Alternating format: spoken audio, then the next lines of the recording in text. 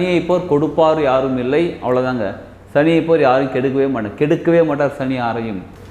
வீட்டை நம்ம வருஷத்துக்கு ஒரு டீப் க்ளீன் பண்ணும்போது நமக்கு நிறைய வேலை இருக்கும், தூசிலாம் நிறையா வரும், அதெல்லாம் எடுத்து க்ளீன் பண்ணிகிட்டு இருப்போம் பாருங்க. அப்போ கொஞ்சம் கஷ்டமாக தான் இருக்கும் நமக்கு. அதே மாதிரி அந்த 7.5 வருஷங்கிறது நமக்கு டீப் க்ளீன் பண்ண, நம்ம கர்மாவை சுத்தமாக எடுத்து க்ளீன் பண்ணும்போது நமக்கு சில கஷ்டங்கள் வர செய்யும். அதை நம்ம பொறுமையாக இருந்து ஹேண்டில் பண்ணிட்டோன்னு வச்சுக்கோங்களேன், நம்ம கர்மா கிளியராகி நம்ம வாழ்க்கை தான் அடுத்தது பிரகாசமாக சூப்பராக மாற ஆரம்பிக்கும். ஏன்னா வீடை டீப் க்ளீன் பண்ண பிறகு வீடு நல்லா ஃப்ரெஷ்ஷாக இருக்கும்ல. அதே மாதிரி நம்மளையும் நம்ம கர்மாவையும் டீப் க்ளீன் பண்ண பிறகு நம்ம வாழ்க்கை சிறப்பாக மாற ஆரம்பிக்கும். அதனால தான் சொல்லுவாங்க பாருங்கள், 7.5 வருஷத்தில் மொதல் பாதி 7 வருஷத்துக்கு நமக்கு நிறைய கஷ்டம் நடக்கும். அதுக்கப்புறம் கடைசி 6 மாதம் இல்லை கடைசி அடுத்த 2வது பகுதியாக 7.5 வருஷத்தில் நமக்கு நிறைய அள்ளி கொடுப்பார் அப்படின்னு சொல்லுவாங்க. சனியை போர் கொடுப்பார் யாரும் இல்லை, அவ்வளோதாங்க.